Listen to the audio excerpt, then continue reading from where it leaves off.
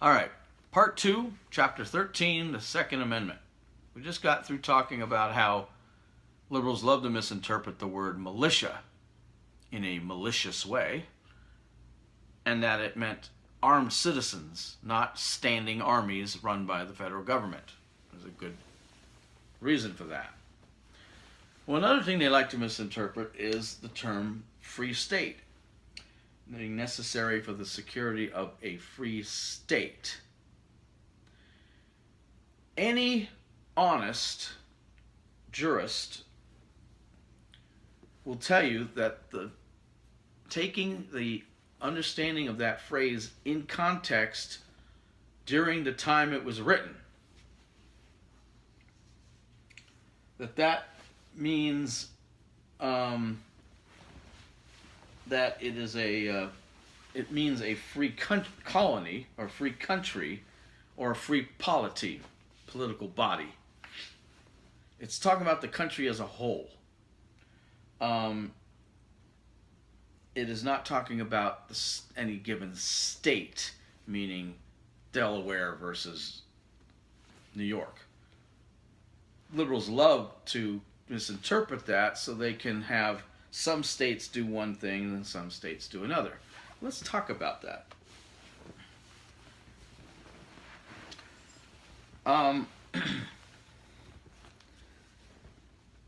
One of the things where the liberals get rights and laws all mixed up is here. They believe that, I'll give you an example. If the federal government decides that murder is illegal and that a murderer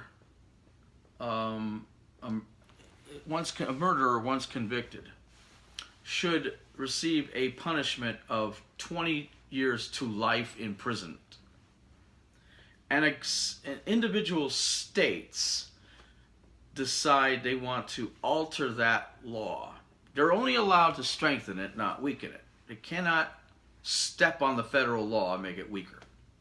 So many states have decided that a convicted murderer suffers either life imprisonment or the death penalty, which would be considered stricter. That's okay. Why is that okay? It's okay because, according to the 10th Amendment and some other things, states can strengthen laws, but they can't weaken them if they have anything to do with the federal government. They can't weaken a federal law. They can only strengthen it. And if they strengthen it, they can only strengthen it or change it, if you will, provided that there's nothing in the federal law that tells them they can't do what they're trying to do. Most of the government, from that respect, is supposed to be interpreted this very way. It's still an enumerated power. If the federal government, and in this case it's an enumerated law, the government says that this is what you do, or this is what they believe should happen, you can make it better, if you want to call it that way, or stricter, but you can't make it worse or weaker. They can tell you what you can do. They don't tell you what you can't do. If it doesn't say you can't do something, theoretically, actually, you can do it, as long as it doesn't interfere with the federal law in any way. Strengthening laws don't tend to interfere with the federal law, because if things like punishment are recommendations, suggestions. But liberals use the same theory when it comes to rights, and they should not do that. For instance, if they believe that a free state means not a free country or a free polity, they mean a state of the Union, free to do whatever they want to do, security of a free state of the Union, that means they can interpret or decide for themselves as a state the laws regarding the Second Amendment. To what end? Well, to the end that they believe strongly that states are allowed to have any kind of gun control, any kind of understanding of what militias mean, any understanding of what bearing arms means, what guns you can have, how you acquire them, all this other stuff, and how that's supposed to be. Because it doesn't say any of that in the Constitution, except for one little problem that they conveniently ignore every single time.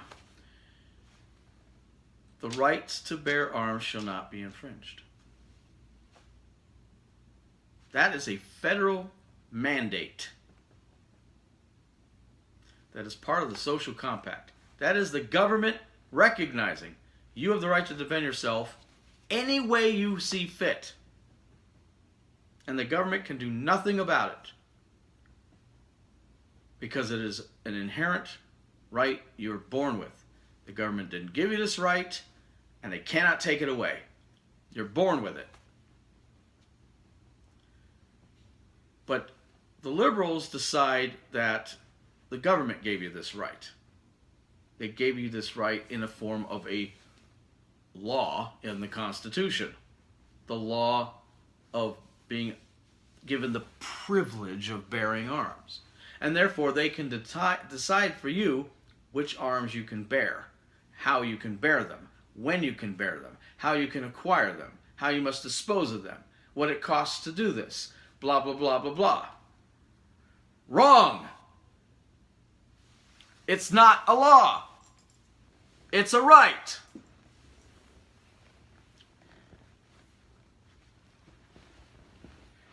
So when these liberals go after your guns, remember that. When they decide that one state can do one thing and another state can't, it's not true, folks. It's not we're not dealing with laws. We're dealing with rights. And one state cannot decide that your rights are watered down when another state doesn't. One state cannot decide that how you get your guns and another state doesn't. Different from another state. This is federal, not state. Free state means the country. It's like when we say the state of Israel. Or nation states, like the Roman Empire. It's a country, not a province. Another place they get this amendment all boogered up is, of course, the word arms, the right to bear arms, and what arms mean. Well, again, they love this little trick. You know, they cherry pick when they decide what arms meant or what things meant at the time it was written, and when they don't use the context of the times it was written. In this case, they decide that this is a good idea to follow the times this was written. And back then, of course, people had muskets, single-shot handguns, rifles, and every one of them had to be loaded one ball at a time, powder, wadding, ram, home, shoot, do it all over again. There were no semi-automatic weapons. There were no automatic weapons. So how in the world could those framers of ours, of the Constitution, ever have understood or predicted any kind of weapon other than that? At least in terms of self-defense. I mean, obviously there was cannon and rockets of some kind, but they didn't use those for self-defense, or individuals didn't usually have those on their persons or in their homes. Remember, property rights were a big, big, big part of the beliefs of the founders as far as the rights of people. And protecting your property, that doesn't mean just the land that you own, but the things that you own. Your persons, your papers, your effects, your stuff. You had the right to protect it from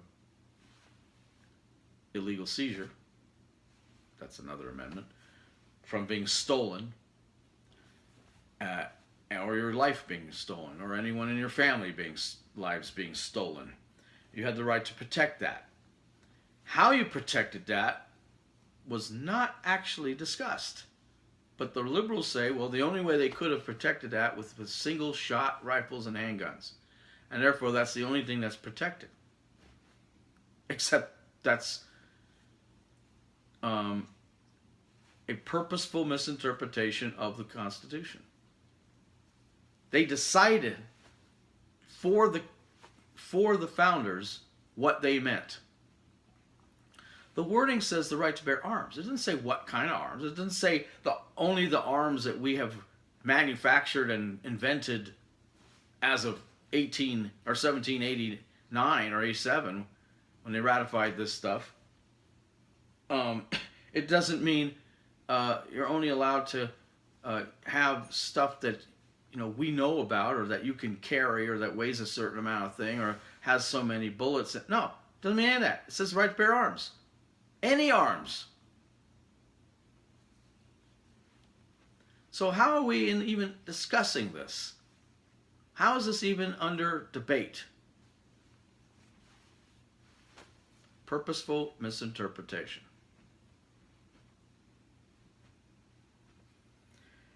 The one part they always ignore is the last part. Shall not be infringed. Now, what is it that shall not be infringed?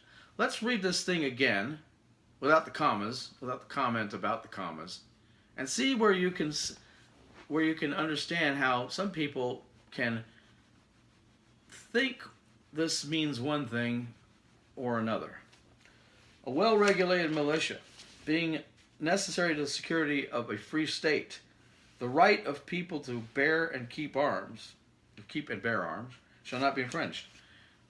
There's a comma where a semicolon probably should have been put there. But let's take each phrase. A well-regulated militia being necessary to the security of a free state shall not be infringed is actually what they're trying to say.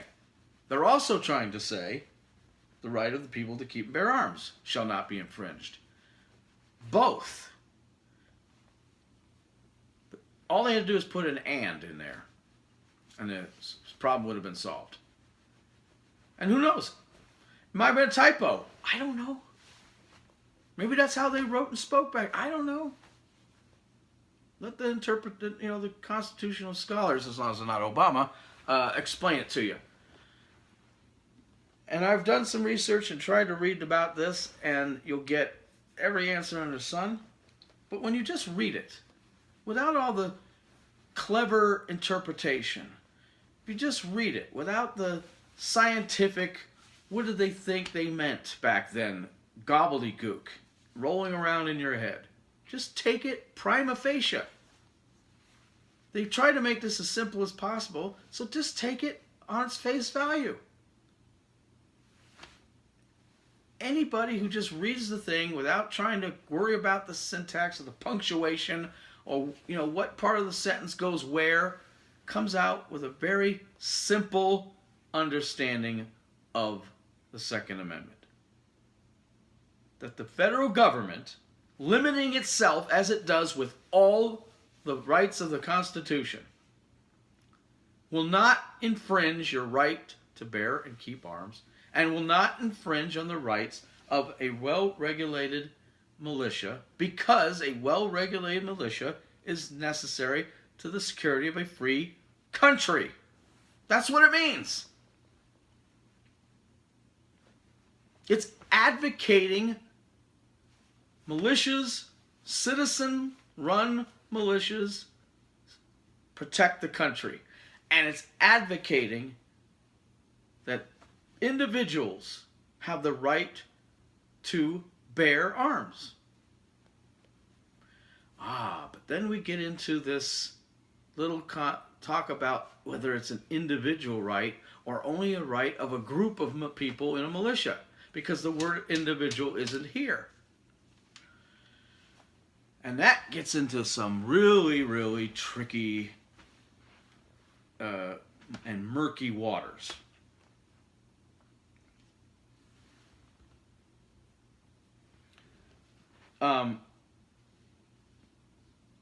They will, of course, fight about and argue about the militia thing.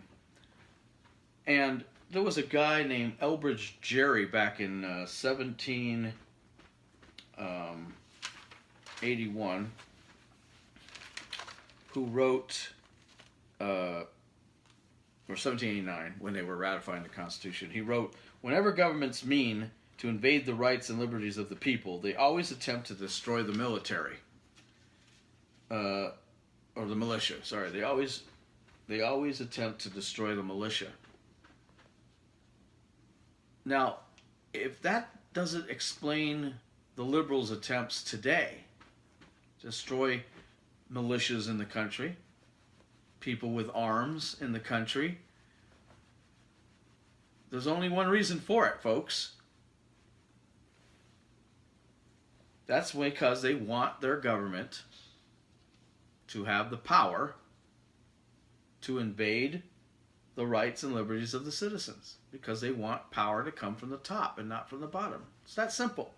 It's the only reason to dice and splice and slice this amendment and all the other amendments up the way they do. It's the only reason. So let's talk about individual gun rights. Believe it or not, despite the obvious nature of this, no court of law actually interpreted the right of an individual American to keep and bear arms until 2008. Court case called Heller versus the District of Columbia.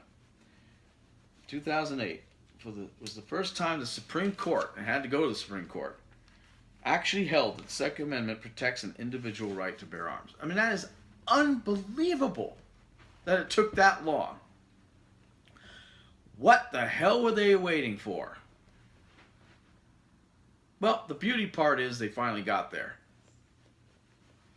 Now, why did they get there and why did it take so long? Okay, well, because they didn't want to put a word into the Constitution that wasn't there. Well, okay, that's good if you're an originalist. But later, when the progressives got in there, it was for a whole more nefarious reason. The progressives didn't want the word individual thought to be in there, not because it wasn't written in there by the founding fathers and they didn't want to assume anything that they, whatever. No, they were assuming all the time what the founding fathers thought, or thought they thought better than what the founding fathers thought. No, the progressives didn't want the word individual in there because they wanted to have some more nefarious end. They wanted the government to run everything, and big government, centralized government, to become the way we live. And they wanted to have the government decide everything. To do that, you can't have armed citizens. Remember what Jefferson said: a little rebellion every now and then is a good thing. But he also said in the Declaration, far more poignantly, that when a government is failing you as a citizen, you have the right to overthrow that government for one that works. All people have this right. And there's only one way to overthrow a government, and that is a well-armed citizenry. And we'll get into what the real objective here is in part 3 coming up next.